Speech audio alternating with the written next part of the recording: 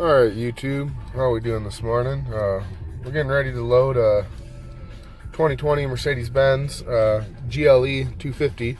We're right at the trailer. It is snowing. I would have done all this outside the car, show you how to pull the ramps out and all that stuff, but it's snowing, so we're just not going to do it that way. So we're going to do it this way. I'm trying to leave you inside the car while I load so you can see. But this is a really high-end car. It's got, as you can see, white interior. My hands are fairly clean, and I'm still leaving black marks in the car. So, when you're dealing with a high-end car like this, you have to be extremely careful, when it's wet outside, because the trailer's super dirty and you're transferring that dirt from the trailer over to the car. So bear with me. We're gonna load this up onto the trailer, so stay tuned. All right, so we are lined up and we are going to simply just drive it up onto the trailer. Usually you stop at this point, and you peek out and make sure your rear tire is going to be in line with your ramps. And then what I do on the passenger side is I adjust the mirror. Oop, that was the wrong button. See this fancy stuff. I don't know how to turn the radio off, otherwise, I would.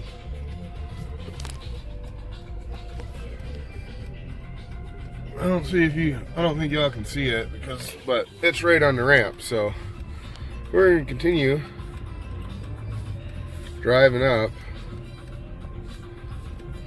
What sucks is every time you stop for a second and you lift up out of the seat, this thing puts itself in frickin' park, and then it applies the parking brake. So now we're on the trailer. Let's see if I can figure out how to turn this radio down. There it is. It's freaking weird. Pretty much, I guess this is a mouse. Navigate through the system. It's pretty fancy, but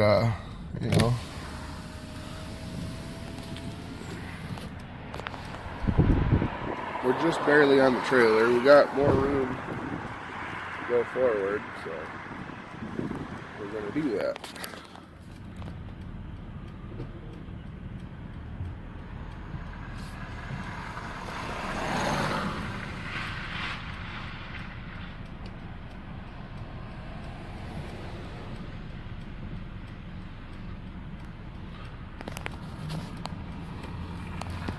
Alright, that's pretty nifty. I wish all vehicles had this forward camera.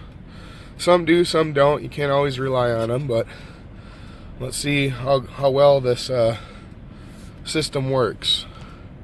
So I'm literally going off of this camera right now, and it should have an alarm when we get too close. And, it's saying we're that far away, but I think we're actually a little bit further away. I'm gonna get us right to about there. Now we'll put it in park.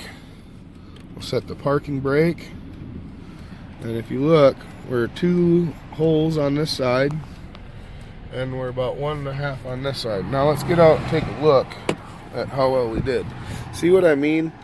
You can barely see it, but it's just little black marks everywhere.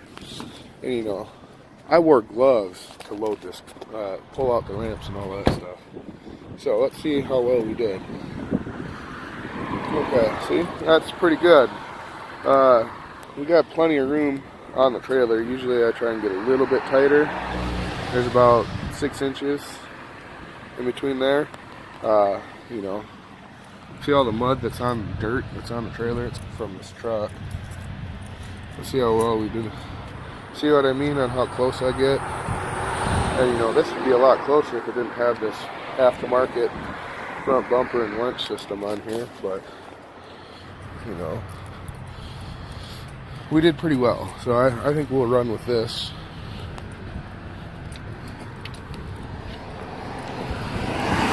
So what we're gonna do is roll the window up.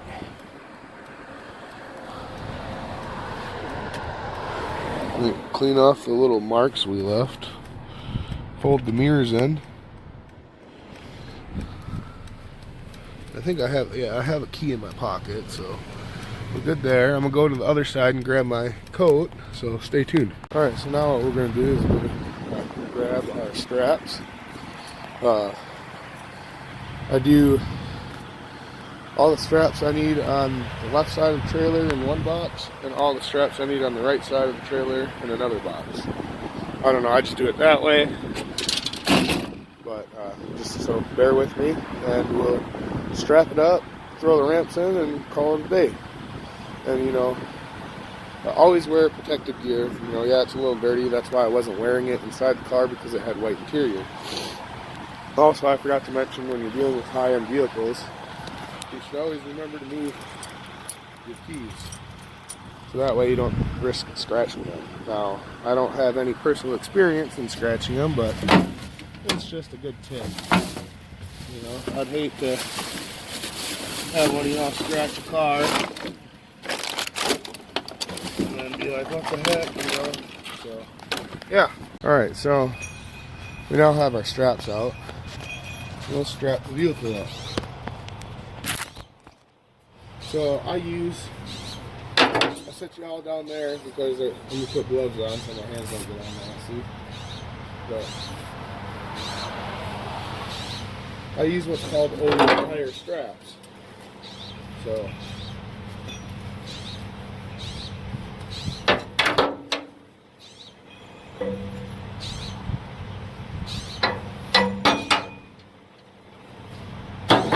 now you can strap these forward or backwards. It don't matter. With this motor of the vehicle, I choose to do the front one forward and the back one backwards, just because there's not enough room, and I'll show you what I mean when you put down. I almost whacked my head on this bumper.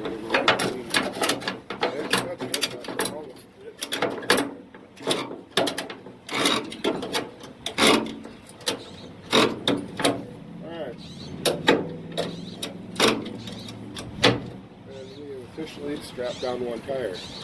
So now it's moving back.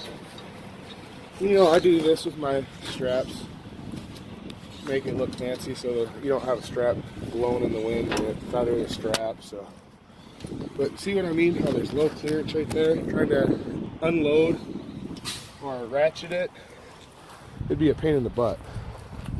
So, let's see where we can set you at now.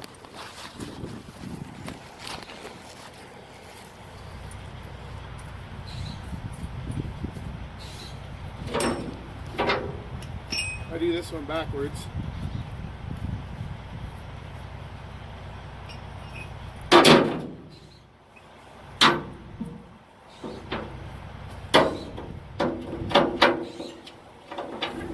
Now if it was a pickup truck, I'd do them all facing backwards, but just so that way you don't run a risk into it rolling forward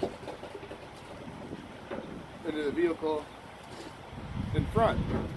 Sorry everyone, my headset broke earlier, but what I was trying to say is I do this one facing backwards to pull back on the vehicle to load. And I usually do the front one that way, but there's not enough clearance with the vehicle, so it makes it a pain in the butt to unload.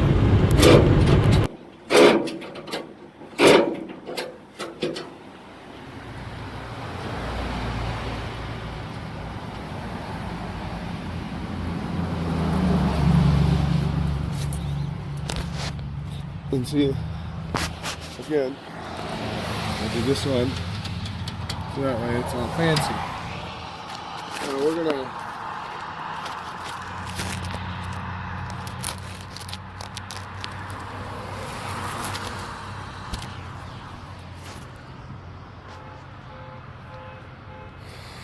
we're gonna throw these straps in, or ramps. Y'all can watch that.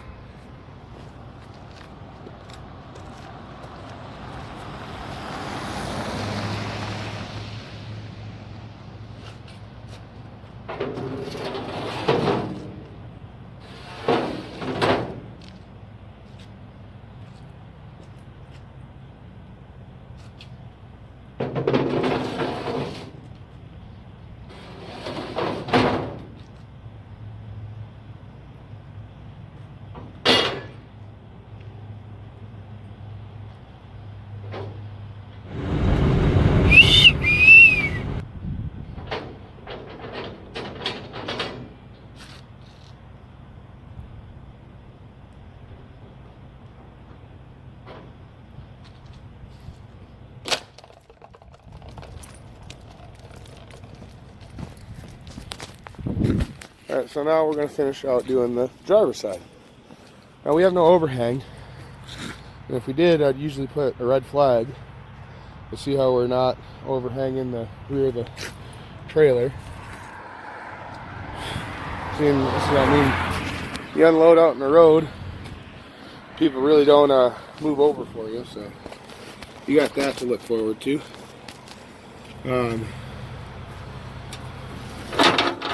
So what I'm saying here is that I try to load the driver's side as fast as possible due to it being out in the middle of the road. Now, sometimes you do have to deal with it on both sides, and when that's the case, I drive the vehicle up the trailer and I throw the ramps in right away, so that way people can at least see the four-way flashers, because the ramps do cover up the flashers on the tail of the trailer. And I usually leave the flashers on the vehicle on when I am unloading and loading in the middle of the road. And here you can see that I just hit my head on the bumper of the Jeep. We'll go up the road and you check the straps, because like I said, I do this side too. You're not off the road.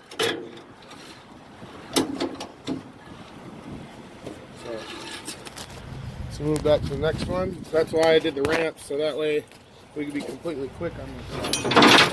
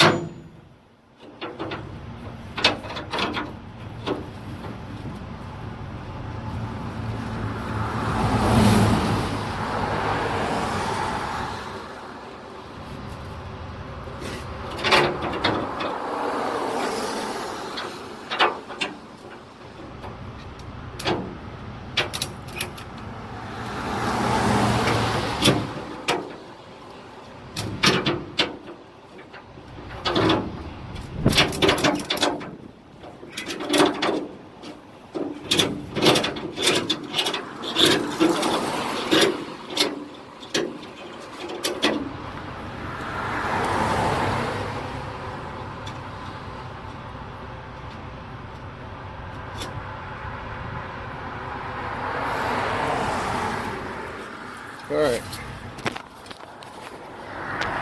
So y'all may ask what I'm hooking these straps into. I have what's called a pooch deck trailer. And those are those little holes I was telling you about earlier.